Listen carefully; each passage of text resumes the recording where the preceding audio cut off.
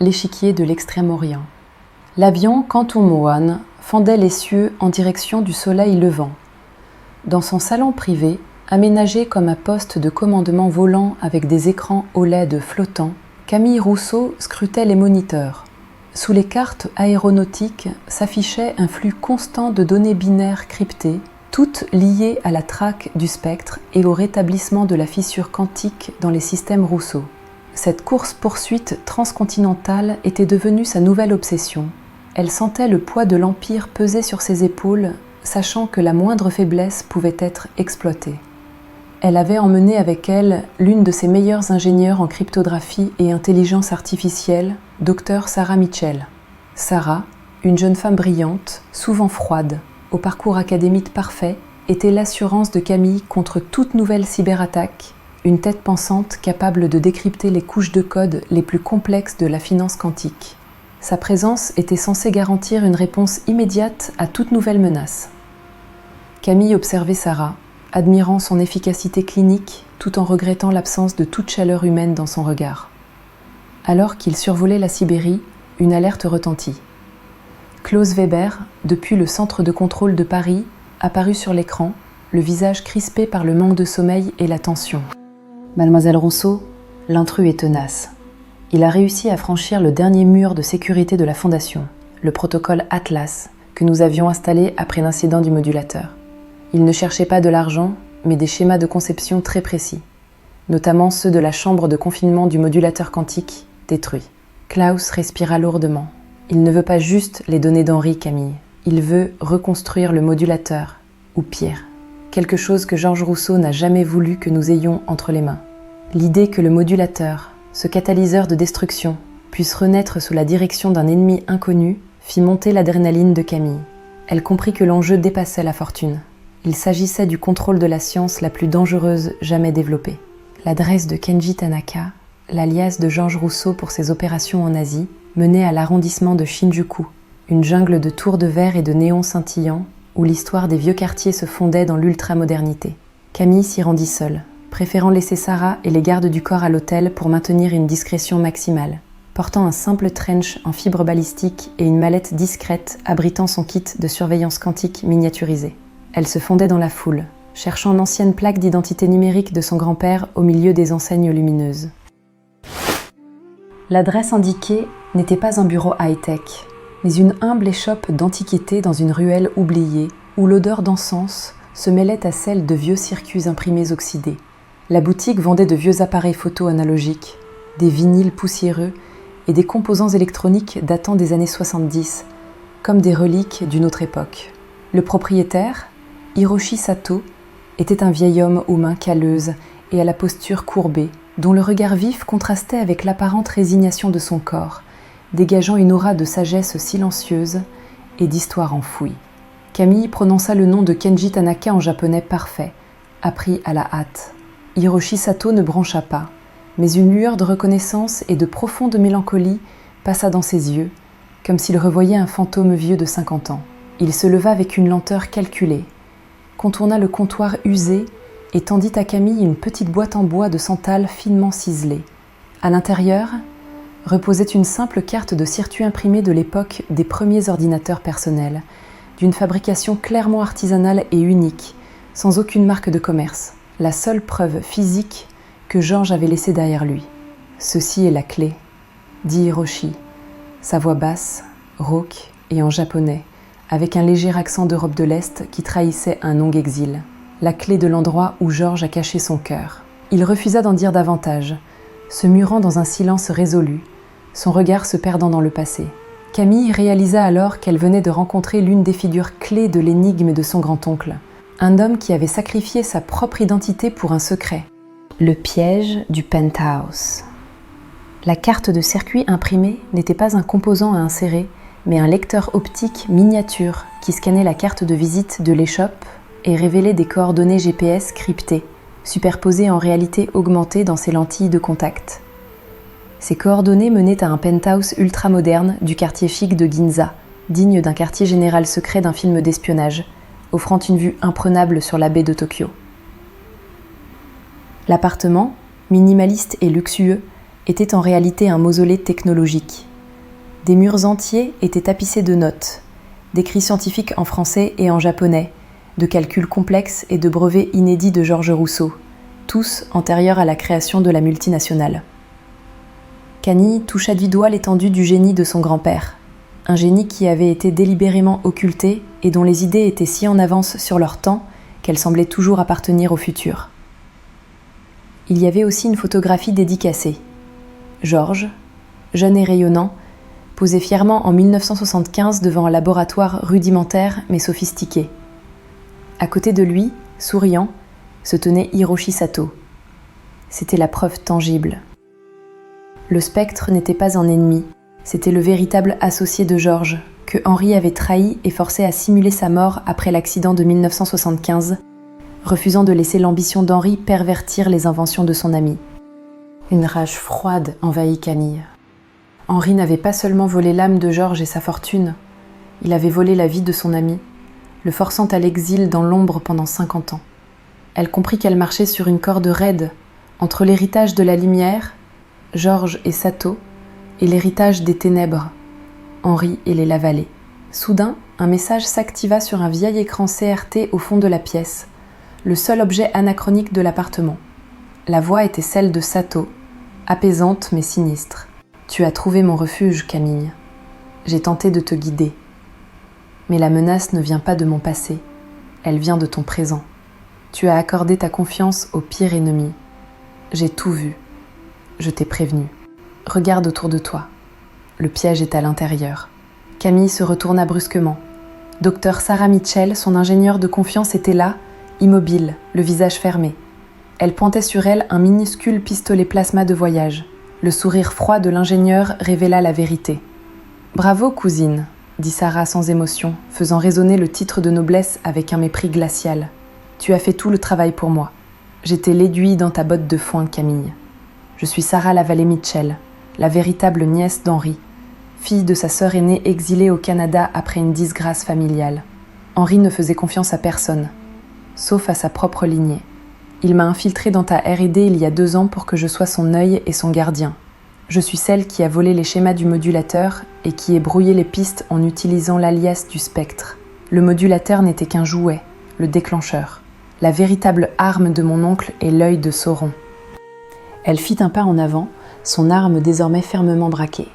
« Et je suis le seul membre de la famille, à part Henri et maintenant moi, à avoir les codes d'accès originaux. » L'affrontement fut immédiat et brutal. Sarah, formée aux techniques de combat rapproché pour les agents de terrain par les sécurités d'Henri, était rapide et implacable, son style mêlant l'efficacité du combat urbain aux technologies de pointe. Camille, bien que moins expérimentée au combat, utilisa la ruse et l'équipement sophistiqué du penthouse. Elle esquiva une rafale d'énergie et d'un coup de pied, envoya une pile d'anciens moniteurs CRT sur un panneau de commande murale. Elle parvint à désactiver temporairement les systèmes de sécurité personnels de Sarah avec un champ électromagnétique émis par l'un des prototypes de Georges Rousseau. Vaincue, Sarah s'effondra lourdement, le visage livide par l'échec. Elle révéla le plan posthume d'Henri, un plan d'une arrogance démesurée. Le modulateur était le disjoncteur en cas d'attaque externe. Le vrai système était l'œil de Sauron, un réseau satellite secret conçu par Georges, les pervertis par Henri pour devenir un outil de surveillance et de modification en temps réel des transactions financières mondiales. Henri voulait une puissance absolue. Non pas seulement la fortune, mais le contrôle de l'information économique, lui permettant de prévenir et d'écraser toute concurrence bien avant qu'elle n'atteigne son niveau. Sarah admit alors l'impensable. L'intrusion dans les serveurs Rousseau n'était pas l'œuvre du spectre. C'était elle-même qui avait tenté de récupérer le modulateur et le plan de l'œil, utilisant le pseudonyme de Sato pour brouiller les pistes et rejeter la faute sur un ennemi extérieur. Sato, le véritable spectre, avait agi pour protéger Camille en lui donnant la clé de son héritage et en l'alertant sur la trahison. L'urgence devint totale. Sarah haleta. L'œil de Sauron venait de s'activer. Quelqu'un avait utilisé un code de sécurité secondaire qu'Henri avait dissimulé dans l'architecture cryptée de la mine pour prendre la main. Camille contacta Klaus à Paris, ordonnant une analyse immédiate des flux de données. L'analyse montra que le système était en train de siphonner des fonds massifs des comptes de la Fondation vers une destination inconnue. Mais la surprise fut d'une violence inouïe. Un message crypté, diffusé par le réseau de l'œil, s'afficha sur le moniteur central du penthouse. Le visage déformé par une haine ancienne et un sourire triomphant apparut. Augustin de Villemont. Chère Camille, tu nous croyais en prison, inutiles et vaincus. Véronique et moi avons simulé notre arrestation grâce à un contact de la vieille garde d'Henri qui nous devait une faveur. Augustin jubilait, le ton ivre de revanche. Nous sommes revenus au bunker du Morvan. Je suis le seul, avec Henri, à connaître le code de bypass de l'œil de Sauron. Le seul à avoir la clé pour le dominer. Tes systèmes de défense sont détruits. Je suis en train de me servir. 3 milliards sont en cours de transfert vers un compte fantôme au Liechtenstein. Dis adieu à la moitié de ta fortune usufruitière. La situation était désespérée. Sans le modulateur, l'œil de Sauron était incontrôlable. Augustin était au poste de pilotage. Son arrogance de financier doublée d'une folie vengeresse. Camille sentit le poids des 60 milliards d'euros s'échapper, glissant entre ses doigts à la vitesse de la lumière. Elle ferma les yeux un instant, cherchant un point d'ancrage dans le chaos. Le silence se fit, puis vint la lucidité. Camille se souvint des paroles d'Henri dans sa dernière vidéo, sa culpabilité, et des notes de Georges trouvées dans le penthouse, qui décrivaient l'œil de Sauron non pas comme une arme, mais comme un système de sécurité absolu, conçu par Georges. Henri n'avait fait que le modifier pour ses propres fins, mais les protocoles de Georges devaient subsister, gravés dans le code quantique originel. Camille regarda la carte mère de Hiroshi Sato, la clé de la vérité. « Sarah, ordonna-t-elle, son ton ne laissant aucune place à la discussion. Où est la faille du code de bypass d'Augustin ? Il n'est pas un génie du quantique, c'est un homme de finance. Il y a un protocole de neutralisation. » Sarah, voyant sa chance de rachat, donna la réponse en tremblant. Le modulateur n'était qu'un leurre pour les sots. La vraie faille, c'est le protocole d'autodénonciation. Henri, par cynisme ou par peur, avait programmé l'œil de Sauron pour qu'il s'autodétruise en transférant tous ses secrets si une transaction frauduleuse de plus d'1 milliard sortait du réseau Lavalée. C'était la garantie ultime contre le vol interne. Le temps pressait. Camille transmit un message vocal crypté à Augustin dans le bunker, affichant simultanément sur l'écran du Morvan le plan de neutralisation d'urgence de l'œil. Le plan révélait qu'il ne s'agissait pas d'une simple autodestruction, mais d'un système de dénonciation global. Si la transaction se terminait, non seulement l'argent était perdu, mais l'œil envoyait toutes ses données de surveillance financière, tous les secrets d'Henri et d'Augustin, à la Cour pénale internationale de La Haye. Tu perds tout, Augustin. Ton argent, ta liberté, et la sienne, hurla Camille, sa voix portant le poids de l'autorité de la Fondation. Termine la transaction, et tu révéleras au monde entier tous les secrets d'Henri et ta propre fraude. La Cour de La Haye aura ton nom avant que l'argent n'arrive au Liechtenstein. Augustin, l'arrogance brisée par la panique, regarda Véronique, qui criait de peur. Le spectre de la prison internationale fut pire que la perte de l'argent. Il se précipita pour annuler le transfert, sauvant in extremis la fortune de Camille. Le système de l'œil se stabilisa, mais la pression des serveurs provoqua une surcharge massive, laissant des failles béantes dans les registres. L'épilogue de la bataille d'Augustin fut rapide et sans appel. Les anciens héritiers furent appréhendés par les forces spéciales françaises, cette fois sans aucune possibilité d'évasion ni de subterfuge. Sarah Mitchell, désormais sans recours, accepta un marché. L'immunité contre les charges fédérales mineures en échange de l'intégralité des codes restants de l'œil de Sauron, et un rôle de consultante sous surveillance étroite au sein du pôle éthique de la Fondation. Camille avait neutralisé toutes les menaces posthumes d'Henri. La fortune était sauve, le pouvoir d'information sécurisé. Elle était la reine incontestée, non pas par droit de naissance, mais par sa propre intelligence et sa détermination. Elle s'était prouvée digne de l'héritage. Pendant l'analyse finale des données résiduelles de l'œil, Sarah fit une dernière découverte, la plus troublante de toutes. Elle montra à Camille un registre de modifications très récent.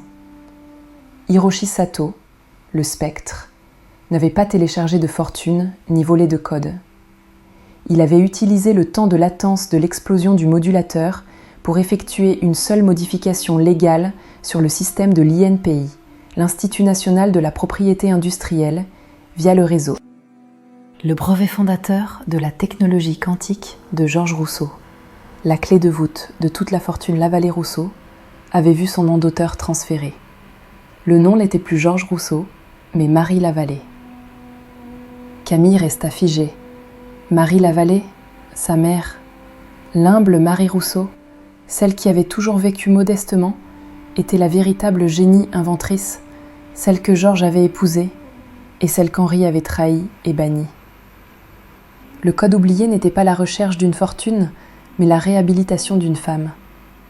Camille sentit ses mains trembler. Sa mère était l'inventrice oubliée, la sainte de la famille, et ce secret avait été dissimulé pendant un demi-siècle.